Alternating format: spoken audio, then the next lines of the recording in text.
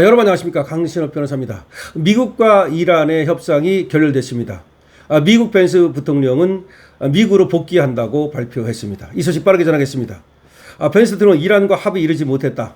미국으로 복귀한다고 발표했습니다. 미국의 레드라인을 명확히 전달했지만 이란이 받지 않기로 선택했다는 겁니다. 미보다 이란에 더 나쁜 소식이다 라고 벤스 부통령은 말했습니다. 다시 한번 말씀드립니다. 벤스 부통령이 이란과 합의에 이르지 못했다. 미국으로 복귀한다고 발표했습니다. 미국은 레드라인을 명확히 전달했다. 하지만 이란이 받지 않았다. 이것은 미보다 이란에 더 나쁜 소식이다 라고 분명히 말했습니다.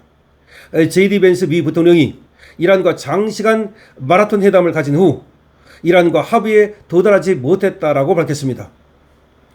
벤스 부통령은 파키스탄의 수도 이슬라마바드에서 이란, 파키스탄과 3자 회담을 마친 후 기자회견에서 이같이 말했습니다. 벤스 부통령은 지금까지 21시간 동안 협상을 진행해 왔고 이란과 여러 차례 실질적인 논의를 나눴다면서 이는 좋은 소식이었는데 그러나 나쁜 소식은 우리가 합의에 도달하지 못했다는 점이라고 말했습니다. 이것이 미국보다 이란에 훨씬 더 나쁜 소식이 될 것이라고 말했습니다. 즉 이란이 실수하는 것이라는 겁니다. 우리가 합의를 위해서 21시간이나 같이 얘기를 했다는 건 좋은 소식이다. 하지만 나쁜 소식은 합의에 이르지 못했다는 것이다. 그런데 이러한 사실은 이란에게 더 나쁜 소식이다. 이렇게 얘기를 한 겁니다. 벤스 부통령은 따라서 우리는 합의에 이르지 못한 채 미국으로 돌아가게 됐다. 우리는 우리의 레드라인이 무엇인지 어떤 사항에 대해서는 양보할 의사가 있고 어떤 것에 대해서는 의사가 없는지 매우 명확히 말했고 가능한 명확히 전달했다. 하지만 그들은 우리의 조건을 받아들이지 않기로 선택했다 라고 말했습니다. 미국이 레드라인을 분명히 말했지만 이란이 받지 않았다는 겁니다. 따라서 합의가 깨졌다는 것입니다. 자, 미국과 이란의 협상이 결렬됐습니다.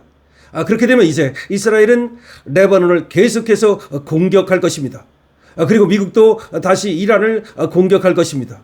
그리고 호르무즈 해협은 열리지 않을 가능성이 높습니다. 다만 지금 미국이 군함을 파견해서 기뢰를 제거하고 있습니다. 자, 트럼프는 지금 호르무즈 해협에서 기뢰를 제거하고 있다고 말하고 있습니다.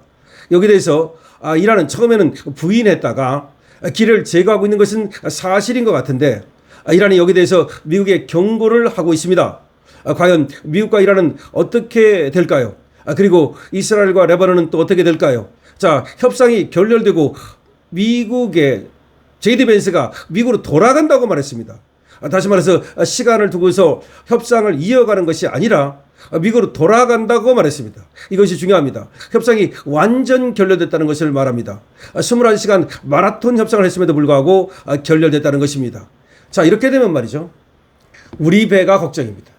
우리 배가 26척이 지금 페르시아 안에 갇혀 있습니다. 우리 선원이 173명이 지금 갇혀 있습니다. 사실상 거의 공포에서 거의 트라우마를 겪고 있고 지금 한계 상황에 도달했다고 말하고 있습니다. 자, 이런 상황에서 빨리 우리 배를 아니면 우리 선원들이라도 그 배에서 내리게 해야 됩니다. 이거는 중요한 얘기입니다. 이재명 말이죠. 우리 국민들을 그렇게 위한다면서 우리 지금 호르무즈 해협에 갇혀 있는 우리 선원들 어떻게 할 겁니까? 이 선원들 이제 배에서 내리는 한이 있더라도 지금 구출해 내야 되는 거 아니겠습니까? 자, 그 다음에 지금 석유 수급은 어떻게 할 겁니까? 지금 나프타라든가 지금 여러 가지 원유 물론 뭐 나프타 등등 또 요소수 이런 것들이 부족합니다. 이제 4월 말이 되면 실질적인 이제 부족 사태가 벌어질 겁니다. 이거는 어떻게 할 겁니까? 이제 이 미국과 이란의 협상이 결렬됨으로써 당국에서는 말이죠. 이 결렬에 대응하는 그런 조치를 빨리빨리 취해 나가야 됩니다. 대체 지금 수입로를 찾아야 됩니다. 미국에서 지금 많은 나라들이 지금 원유를 사오는 걸로 알고 있는데 우리도 빨리 미국으로 달려가야 되겠죠.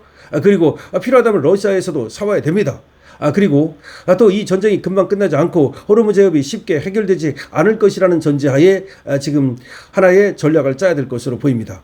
물론 호르무즈 해협에서 몇 척의 배가 지금 통과됐다는 말이 나오고 있습니다. 그러나 이 협상이 결렬됨으로써 다시 또 이것이 갇힐 가능성이 많은 것이죠. 물론 미국이 기뢰를 제거하고 있다니까 미국이 호르무즈 해협을 열어서 정말 많은 배들이 다 나올 수 있다면 좋겠습니다.